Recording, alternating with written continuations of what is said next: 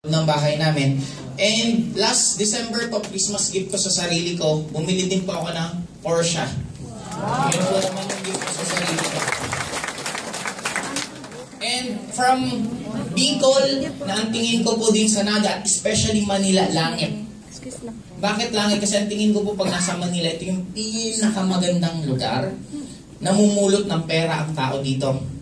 Now, from that na dream, na ganun kasimple, nakarating din po ako ng iba't ibang bansa because of AIM. Nakapunta po ako sa Hong Kong, Malaysia, Thailand. Last year po, nakapunta ako ng Dubai. Sobrang pong overwhelmed ako. Kasi first time ko makapunta ng Middle East, nakapasok po ako sa Burj Al Arab na ultimo poste po doon, ginto. Yung railings ng hagdan, yung hinahawakan, ginto.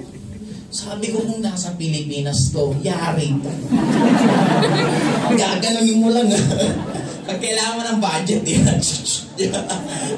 Okay, maliban pa sa Dubai, nakapunta na rin po ako ng iba't ibang part ng Europe. Nakapunta pa ng Vatican Church, nakapasok po ako doon. Sa mga napanood na po yung Mamma Mia, na pelikula yung Bahay ng Puti, kung saan po nag-shooting sila, nakapunta din po kami doon. Venice, Italy, sobrang po dami. Pinaka-favorite ko, siyempre gimikero po, pinaka-paborito ko is Las Vegas. Every year pumunta po kami doon at gumigimik.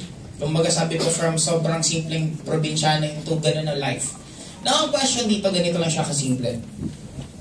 Madali bang yumaman? Madali o mahirap? Mahirap. For me, kaya tayo nahihirapan yumaman, it's not simply because mahirap yumaman. It's simply because mas marami tayong kaibigan at kakilala na mahihirap kesa sa mayaman. At lalong-lalo na, kaya tayo nahihirapan ang masenso kasi karamihan sa atin, yung ginagawa mo, hindi naman ikaw nag-decide. Pag tinanong ko po kayo ngayon, anong pangarap nyo? The moment magkaroon ka ng 2 or 3 seconds na post, anong pangarap mo? Ibig sabihin, hindi mo yung pangarap. Kasi ang pangarap, matagal mo na yung pinag-iisipan. Yes. Ang pangarap, araw-araw mo yung iniisip. Ang pangarap, inikilig ka pa habang nararamdaman mo yan. Kaya the moment nagkaroon ka, right now, alam mo muna kung anong gusto mo. Second, marami tayong ginagawa sa mundong to, hindi naman natin naiintindihan. Nakita niyo po ba yung picture ni Adam and Eve? May pusod po ba sila?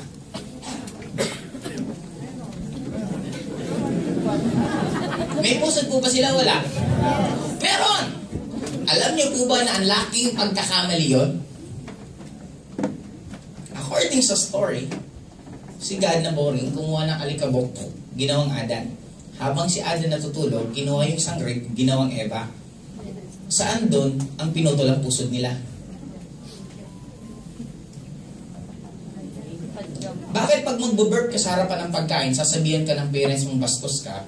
Bakit pag sa ibang bansa, pag nag-burp ka, ibig sabihin, nasarapan ka sa pagkain nila? Sino sa kanila ang tama? Sino sa kanila ang mali? Pag gumagamit ka ng kutsara tinidor, tinanong mo ba si kutsara tinidor, bakit hindi si chopstick ginagamit mo? Or karamihan sa ginagawa natin, kaya mo lang siya ginagawa kasi ginagawa siya ng karamihan. Sa college student ngayon, bakit ka college? Kasi gusto kong yumaman, kasi ganito. Ba't pinaka-reason mo kaya ka-college ngayon? Kasi nag-high school ka. Bakit ka nag-high school? Nag-elementary ka. Bakit ka nag-elementary? Nag-nursery ka. Bakit ka nag-nursery? In-enroll ka ng parents mo. Bakit ka in-enroll? Kasi nung panahon na yon, pag graduate ka ng kolehiyo, maganda pa buhay mo.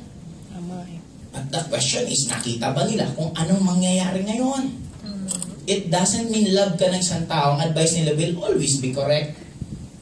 Naalala mo yung mga ibang parents, anak, pag nag-aral ka, wala kang problemahin kasi nagbabayad ako sa CAP. Now, how can be so sure na pag parents mo laging tamang advice? Question. Mamaya po, pag bibigyan ko kayo, may gusto pong magtanong po ng baka may mga masagasaan po ang principles dito. Feel free po. Pwede nyo po kong tanongin, okay lang po sa akin. Okay? Now, question. Pinopromote po ba dito ang creativity? Magdodrawing po akong puno. Kukulayin ko to ng red, kukulayin ko to ng black. Makakatanggap ako ng dalawa. Kasalanan ko po ba kung yung teacher ko hindi pa nakakapunta sa Japan at sa Japan may puno na red ang dahon at black ang katawan?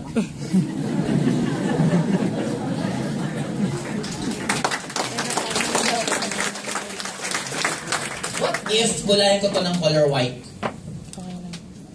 Makakatanggap ako na? Kasalanan ko po ba kung walang snow sa Philippines? What Tama give eh. them the right na lagyan nila ako ng X kung maliit lang yung mundong ginagalawan nila? Masyado silang pihikan sa kulay. Yung blackboard nga, hindi naman black. Green board. Whiteboard. Ay, isa whiteboard. No, whiteboard. May green, may white. What is the real purpose of this? Ang basihan ng mabait dito, tahimik. Ang bait-bait ng bata niya ng tahimik. Yung tahimik pa nga, minsan yung nagpapakay na lang bigla kasi hindi niya ma-release sarili niya. 80% ng pinag-aralan natin, hanggang ngayon hindi natin alam kung saan natin gagamitin. Buhay sa may buhay, pinakaalaman natin, history. Hindi na tayo nag-move on sa taong to. Naging subject na ng elementary, subject ng high school hanggang college. Sa subject na Dr. Jose Rizal. Wala pa aging sa kanya, pero ang point ko, ano pa bang epekto habang pinag-aaralan natin yung no limit angere, el filibusterismo, gumbursa, sino nakapulot ng isang chinelas ni Rizal na tinapon sa ilo? Diba? Guys, parang karelasyon yan. Hindi mo ma-appreciate yung current na karelasyon mo kung hindi mo nakakalimutan yung ex mo. Tama eh.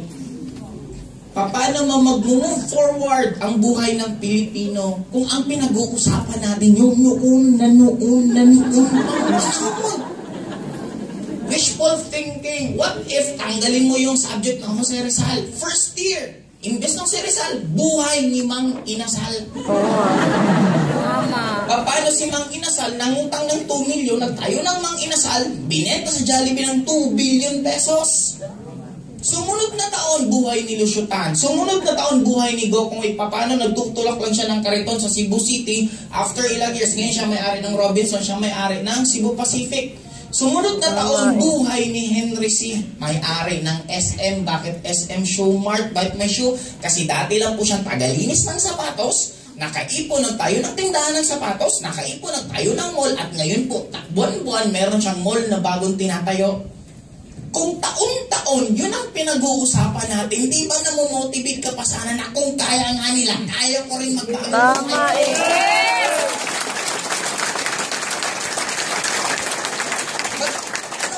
Tingnan mo mga subject natin. Hindi mo mai-connect eh. Ito, dinugo tayo dito lahat sa subject ng algebra. Di ba, yung numero sa letra, pinagpapalas. Buong buhay mo, kailan mo nagamit yan? Nang pabili ng ticket ng MRT 1, ito supli mo tubi. Di ba? Wala naman ganun.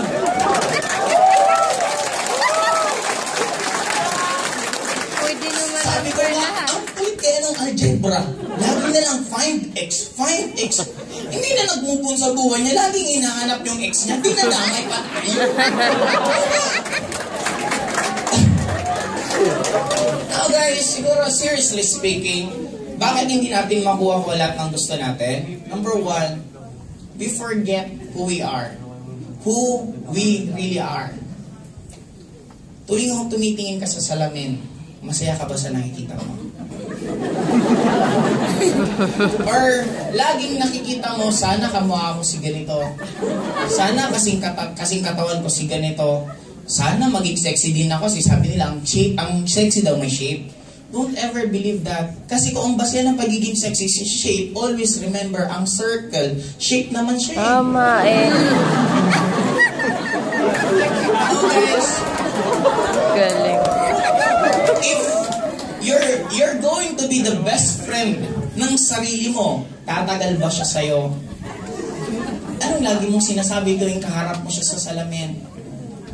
Anong problema niya or problema? Ba't kailan mo siya laging saktan? Parents, don't ever do this to your children. Okay, parents, don't ever do this to your children. Anak, dapat tularan mo yung kapatid mo. Dapat maging kagaya ka niya. Kaya po tayo may fingerprint. Kasi it is the purpose na para ipaintindi lahat sa atin na magkakaibang tao tayo. There's no such thing as Normal. hindi po siya nag-exist. Ang normal sa spider, chaos sa isda. Ang normal sa isda, chaos sa spider. Spider, they can make webs. But hindi nila kayang tumagal sa ilalim ng tubig. Isda, kaya nila. Pero hindi naman nila kayang gumawa ng web. You have your own strength. You have your own weaknesses. Don't ever believe mas mataas ako sa inyo kasi meron din akong hindi kayang gawin na kaya niyang gawin. Parents, you don't own your child. Oo po, kayo po nagpakain sa amin. Oo po, kayo po nagpaaral sa amin. But don't do this to us. Anak, yung pangarap kong hindi natupad, gusto ko ikaw tumupad niya. Hindi po namin kasalanan kung hindi nyo tinupad pangarap nyo. Bakit kayo kami idadamay nyo? Anak, yung boyfriend mo, hindi ko yan gusto. Mas gusto ko yung dati. Kung kayo may gusto, kayo pumato.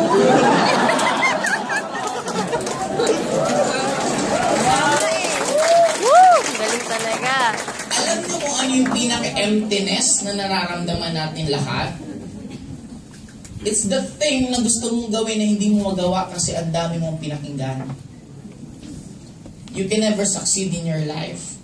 May nagsabi sa akin, ba't hindi ka nahiya mag-networking? Ako walang pakialam sa sabihin nila kasi unang-una, yung mga taong iisipin ko, iisipin ba nila pag nagugutom ako? Ang problema sa atin, we're willing to sacrifice our own dreams para lang sa sasabihin ng ibang tao. Tama. Gusto ko yung network, maganda yung AIM Global, kaya lang, ano na lang sasabihin nila? Huwag mo sila masyadong isipin kasi pag nagkakaproblema ka, sila mismo hindi ka nila iniisip. Tama. It's about time to focus kung anong kaya mong gawin. Love yourself. Gusto nyong yumaman? Yes. Stop watching this. TV. 6 straight months. Why? Ang tagal mo nang nanonood. Kailan kayo maman dyan? Ay, nagbago ba buhay mo?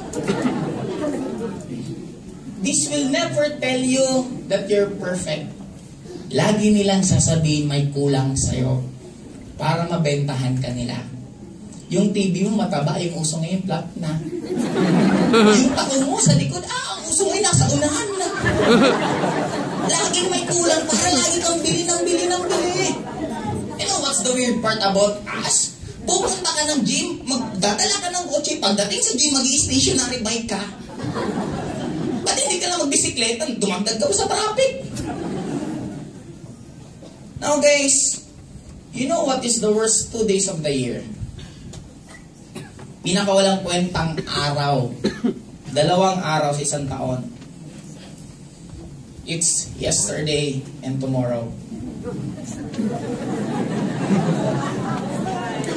The problem with us, iniisip mo pa rin palagi yung past. Minsan may mapagkakamali ka, minsan may mga decision kang hindi ka gusto din. Tapos na yan eh. It doesn't define who you are. Minsan, sobrang mo naman gusto mo. Sige, pag ganito nangyari sa future, magiging masaya ako. Don't do that. Sigurado ka, aabot ka sa future. Parang sa nangyayari ngayon. Iba sa inyo, malamang future na iniisip. Ang tagal naman matapos ng speaker. Gusto ko nang umuwi. Nalalaman. Anong meron sa bahay nyo? Araw-araw ka naman umuwi. Nagbabago pa buhay mo. Hindi. Tama eh.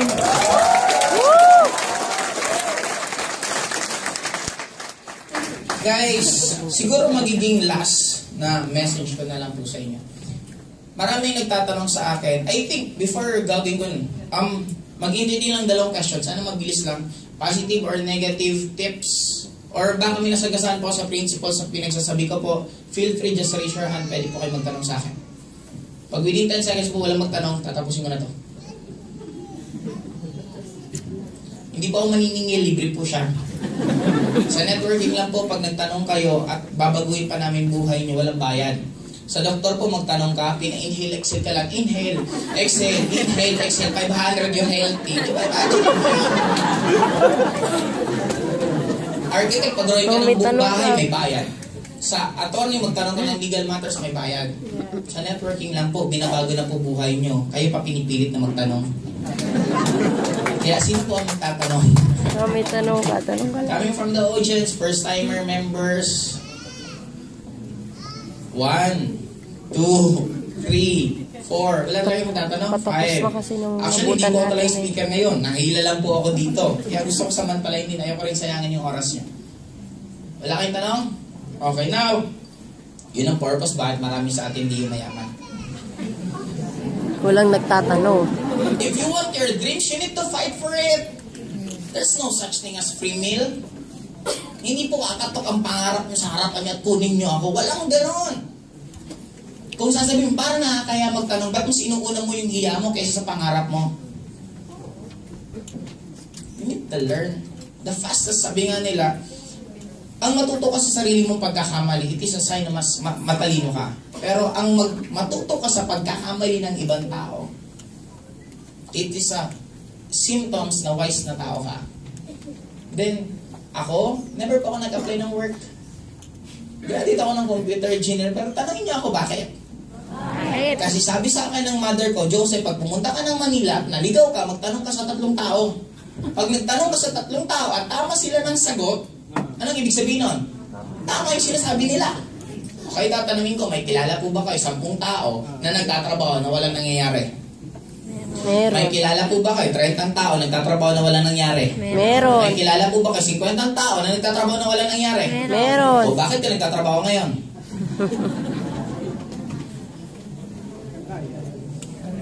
For survival. To survive? No. Yes. It's just to accept na normal ka.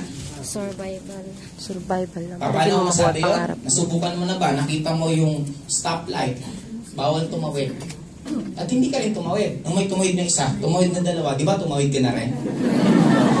Ganun po tayo.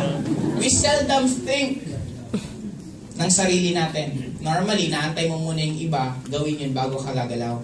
Maybe kanina, gusto mo rin naman magtanong, nag-aantay ka lang may nauna. Eh, walang nauna, di wala tuloy na tanong. Ang sabi mo sa kaya. Tama eh. And sana maging lesson sa inyo yung mga ganun. It may be basic, pero hindi nyo ba alam na ang laki ng effect nun pagdating ng oras.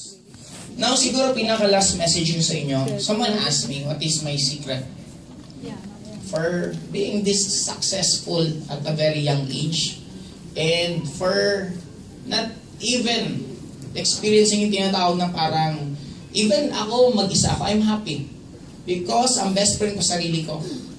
Sarili mo, hindi ka kasi iiwanan. That's the beauty of life, the more ma-appreciate mo sarili mo. Now, may nagtanong sa akin, anong pinaka-key, bakit ako successful? Ito sagot ko, dito tayo magtatapos. Child. Just be a child. Learn to smile. Gusto niyo po ba na bumata? Yes. Na mas effective pa po sa perfect white at white light. Ngiti lang. At libre pa po siya. Puro lagi Number lang 1, don't ngiti. celebrate your birthday again. You know why? You're attracting na tumatanda ka na naman. Sige, hindi na Second, huwag ka na mag-celebrate. mag-invite kasi yung in-invite mo, sila tumutulong pa, tumanda na naman siya. Di lalong dumami yung nag-a-attract na tatanda ka. Pag tinanong ka, ilang edad mo, don't mention your age again. Ako pag tinatanong, 23. Next year, 23A. Next year, 23B. Eh, bakit ganyan ang edad mo? I have my own calendar. Di ba kung ikaw nalulungkot ka habang binabanggit mo yung edad mo, then, gumawa ka ng sarili mong kalendaryo. What's wrong with that? Eh, kung doon ka naman masaya. Tama Diba? eh. Balik tayo dito. Okay. May isang story lang bago tayo mag-iwawalay. May isang napakagaling na speaker, nag-crack siya ng joke. After cracking a joke, lahat ng tao nagtawanan. Yung tawanan na masakit sa tiyan. Nag-joke ulit yung speaker ko. Ano yung joke niya nung una, hindi yung joke niya nung pangalawa. In short, inulit niya yung joke. May mga taong tumawa, may mga taong hindi na. Third, fourth, fifth, inulit-ulit niya yung joke. Nung pang-5, wala nang tumatawa. Naisip niyo po ba kung kayong umattend at yung 5 joke inulit-ulit? Alam mo sabi ng speaker? Congratulations! You learned the greatest lesson in your life right now. Sabi nung Anong lesson to? Inulit-ulit niya yung joke. Sabi ng speaker, how come?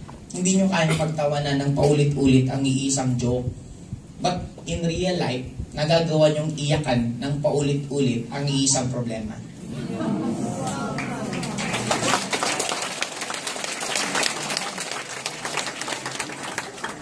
Yes, child. Ang bata, sinipa mo, mamaya pati na kayo. Tayo, habang tumatanda, nasiko ka lang taon na hindi mo pa magkatawa. Pag may mga kaibigan kayong nangutang sa inyo at hindi kayo binayaran, say thank you. At least hindi ka na makakaulit sa akin. Pag may mga kaibigan kang ginawan ka ng masama, say thank you. At least alam ko na hindi ka mapagkakatiwalaan. May mga kapitbahay ka na lagi kang pinagchichismisan. Lumapit ka sa kanila, say thank you kasi naglalaan kayo ng oras para lang pag-usapan ako. Kasi mo gaano ka kayo importante. Guys, lahat ng attitude na pinakamagaganda is nandito sa atin when we were a child. Lahat po ng bata nung pinanganak, so may mga magulang na po dito, naalala nyo paano kabilis matuto ang bata? Ano ibig sabihin ng genius? Genie in us. Lahat po tayo may genie sa katawan natin. If you're familiar with the story of Aladdin, nung nag-ramp siya ng lamp, may lumabas na genie. Sabi ng genie, your wish is my command. Lahat po tayo meron ito. The problem with us, hindi tayo consistent sa gusto natin. Naalala nyo ang bata? Pag ang bata nagugutom, anong gagawin? Iiyak, palitan mong diaper, anong gagawin? Iyak pa. Iheli mo, anong gagawin? Iyak pa rin. Nagugutom? Iiyak. Padidiin mo, anong gagawin? Titihan. Tatahan. Ibang senaryo, yung bata, basang-basa yung diaper. Anong gagawin? Iheli mo, anong gagawin? Iyak. Iiyak pa rin. Padidiin mo, anong gagawin? Iiyak pa rin. Palitan mo ang diaper. Titigil. You see, yung bata, hindi siya marunong magsalita, pero lahat ng gusto niya, nakukuha niya. Why? He will not stop. Guguluhin niya lahat ng tao sa bayan. Pag hindi niya binigay yung gusto niya, titigil ba siya? He will not. The problem with us, we quit so fast.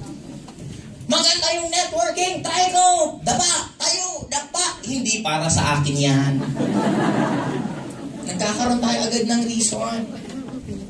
Guys, learn kung sino po kayo dati. Hindi nyo kailangan gayahin yung ibang tao kasi wala pong perfect life. There's no such thing as happily ever after. Kaya lang po nagkakaroon ng happily ever after kasi po tapos na yung pelikula.